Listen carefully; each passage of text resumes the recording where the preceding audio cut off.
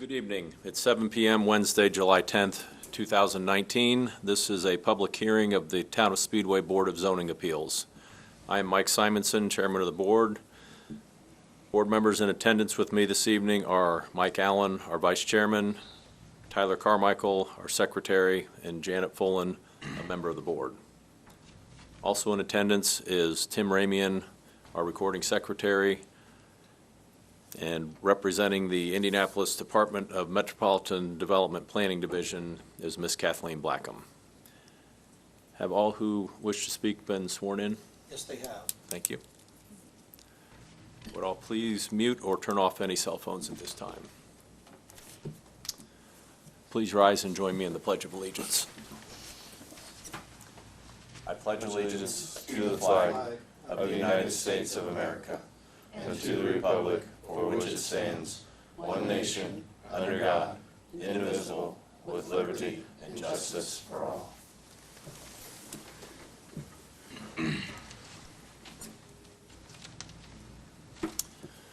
Rules for those who wish to speak this evening. The petitioner and remonstrators or proponents will each have 15 minutes to present their evidence. We will then hear a report from Kathleen Blackham. After her report, there will be a 5-minute rebuttal period. Have we all had a chance to read the minutes from our previous meeting? Mm-hmm. Are there any changes or corrections necessary? Then they'll stand as printed. So our first order this evening is to go over a request for a continuance from our 2019 UVS 002 petition, which was Heritage Crystal Clean. And I'll read into the record a copy of that request, and then we'll have a voice vote for it. Petitioner's motion to continue and reset hearing.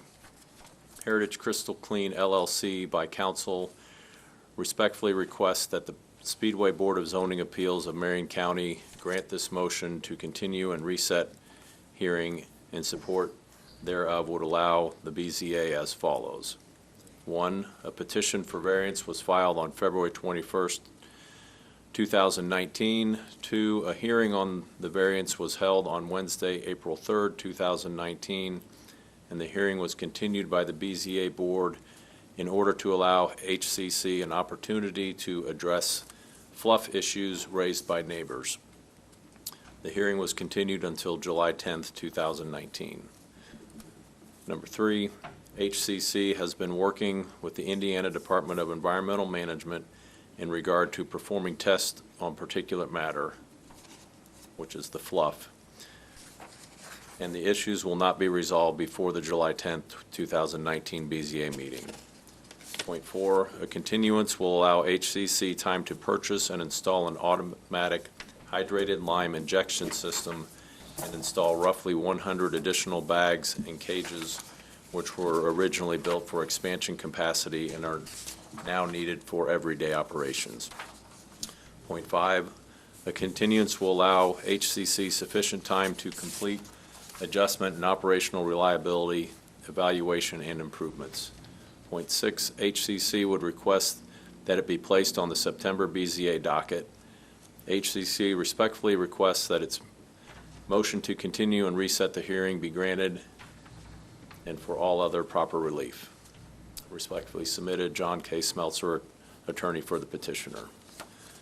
So at this time, I'd like to make a motion that we approve their request to be continued to the September 4th hearing date. I'll second that motion. Second. Any other discussion? So all in favor say aye. Aye. Those opposed, same sign. Motion carries 4-0. Next point of business is a new variance, 2019 DVS 004, 5100 West 10th Street, Allison Transmission. Will the representative or petitioner please step to the podium and state your name and address for the record? Sure.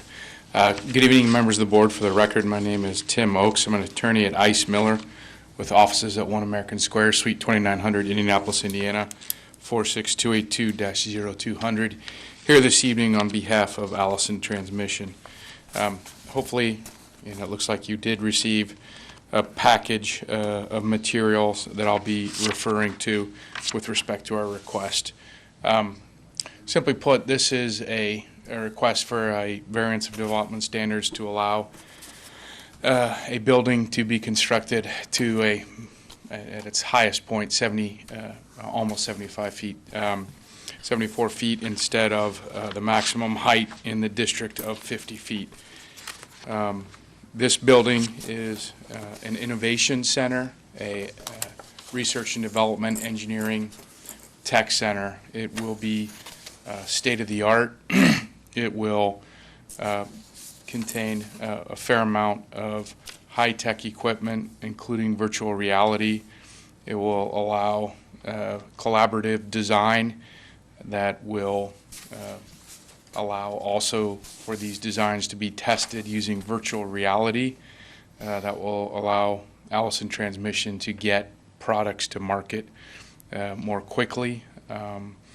It will be state-of-the-art and contain a fair number of employees with the potential for expansion in the future.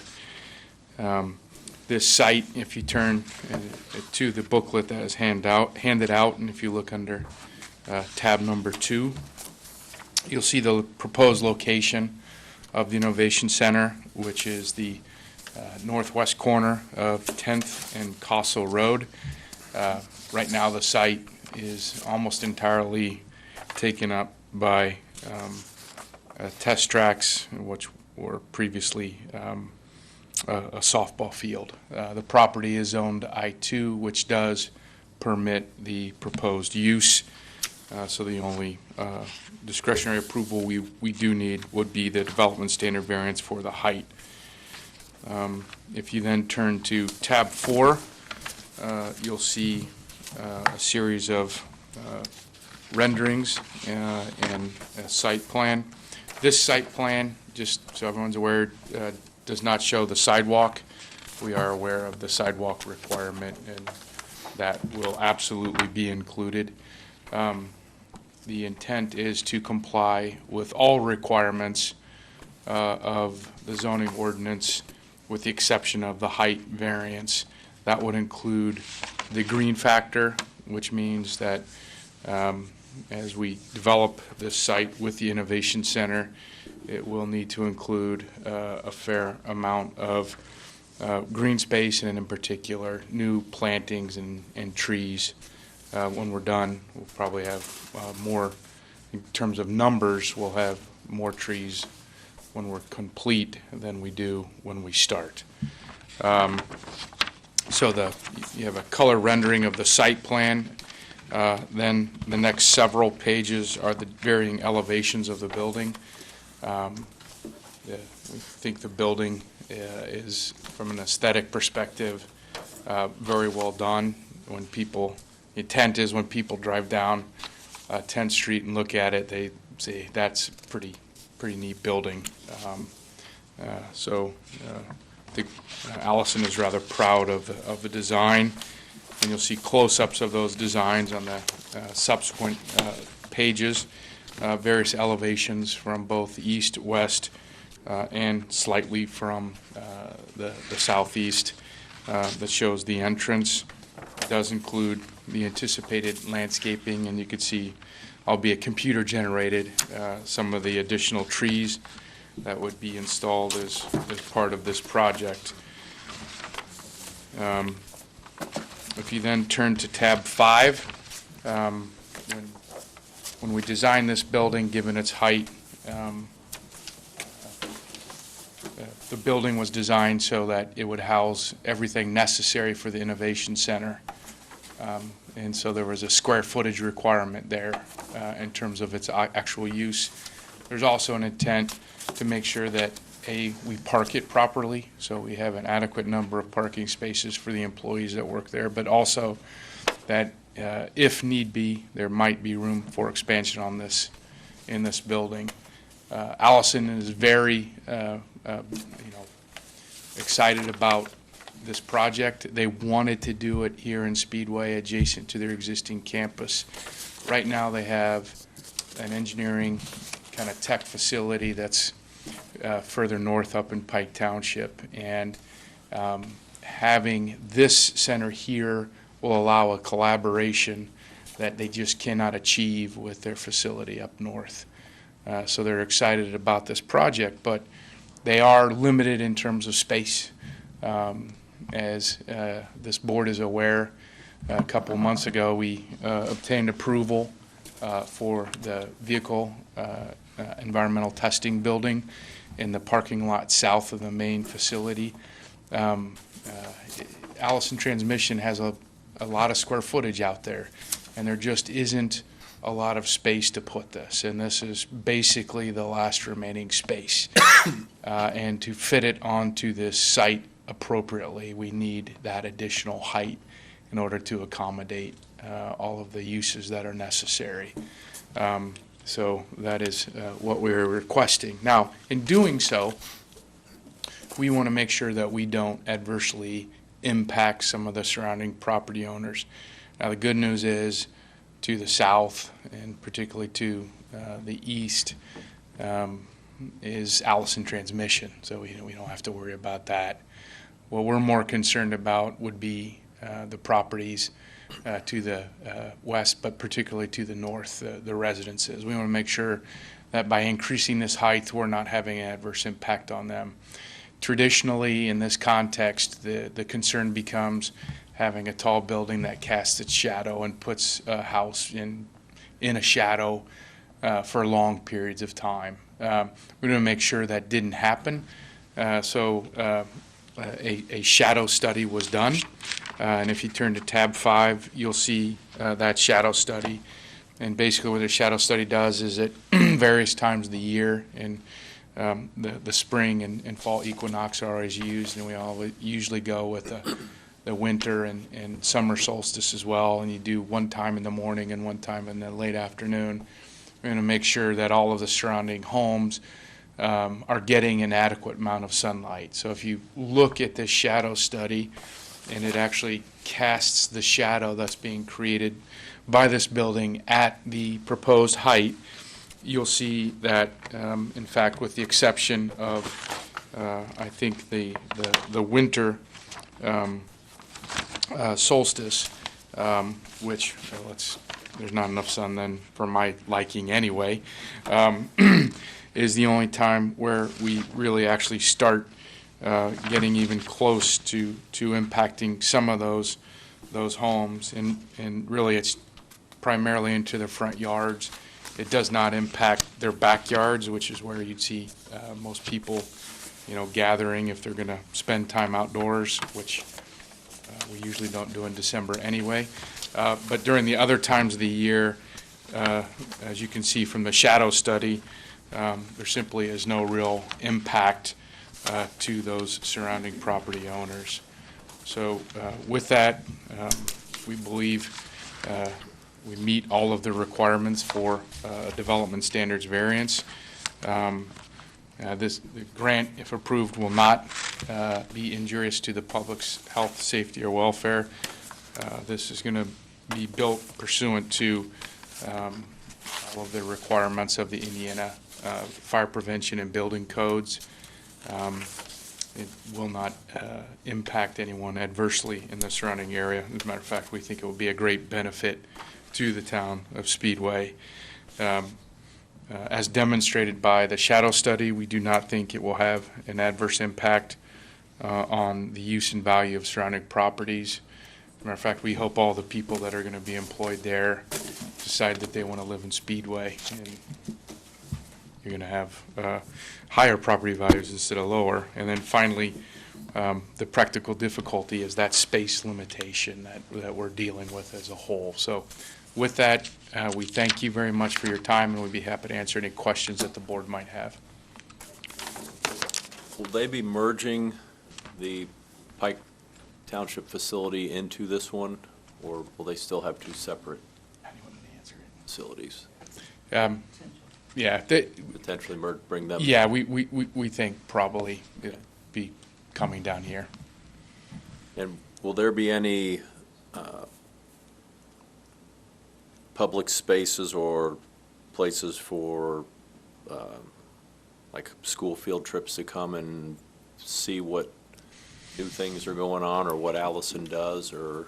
Allison works closely with a number of school districts, in particular the Speedway School District. They have programs with the Speedway School District, and look forward to being able to show off the Innovation Center once it's built, not just students, but everybody in Speedway. Everybody, okay. And do we have an approximate completion date for the project? January 2021.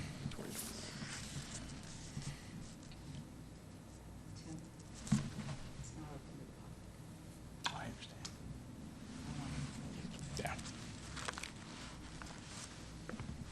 Any other questions for the petitioner? I'm assuming there's going to be site lighting, parking lot lights. Yes. Are those something that'll be on all night, or, because currently with the softball fields, there's, it's dark at night. Right. With this, what would be the normal business hours for this facility? I mean, is it a 24/7 or, 2 shifts or something? Two max. Yeah. Two max, but more importantly, we'll use sharp cutoff lighting so that we don't have light spreading onto adjoining Right, properties. directional lighting? Yeah. Directional Okay. light, or Okay. a lower level of illumination that still provides for the security, Yes. but not the, Right. We'd be happy to provide an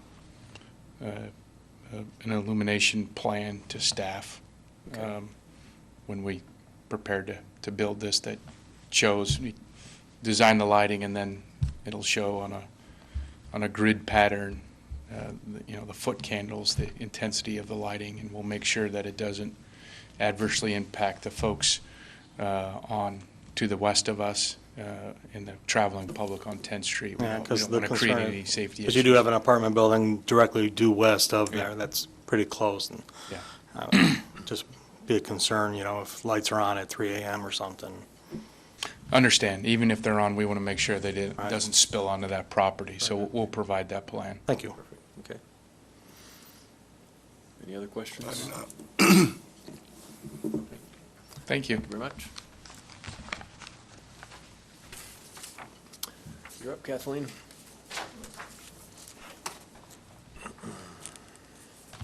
Good evening, Chairperson Simonson, members of the board. Kathleen Blackham with the Department of Metropolitan Development, 200 East Washington Street.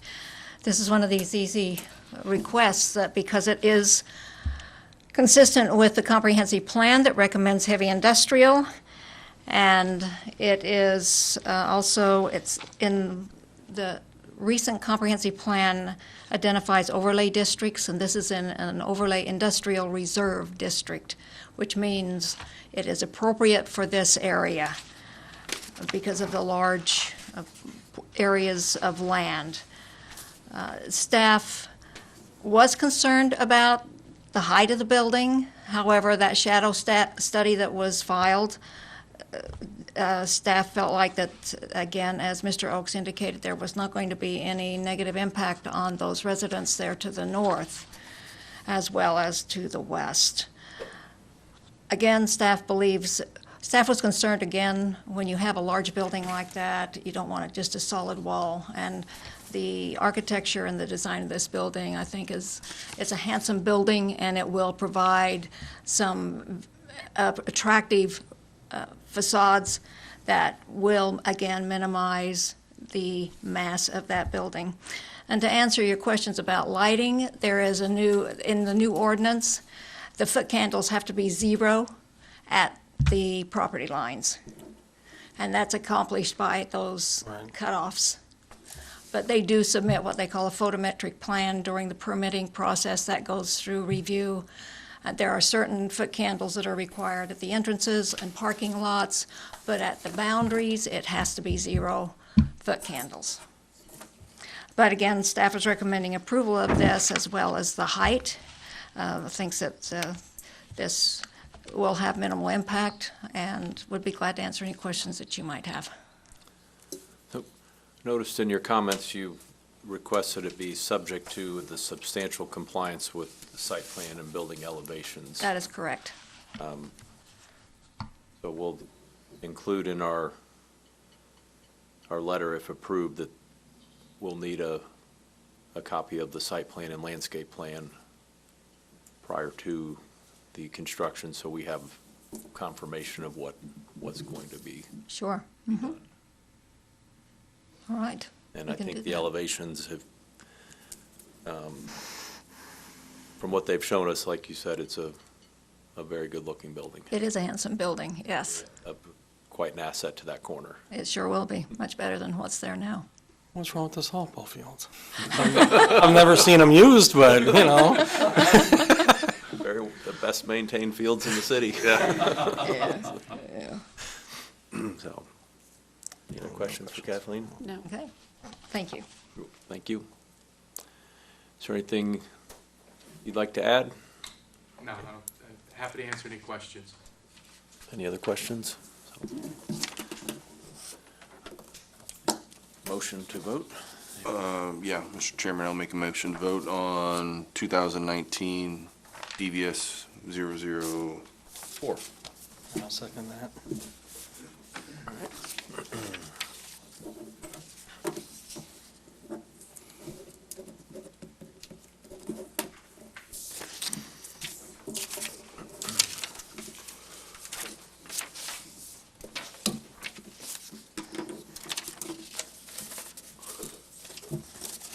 Petition 2019 DVS 004 is approved, 4-0. Congratulations.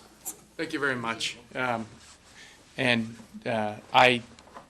recycle all my paper, so you are more than welcome to keep the package if you would like to. If you don't want to keep it, I will take it off your hands and it will be recycled. Gladly have it, yes.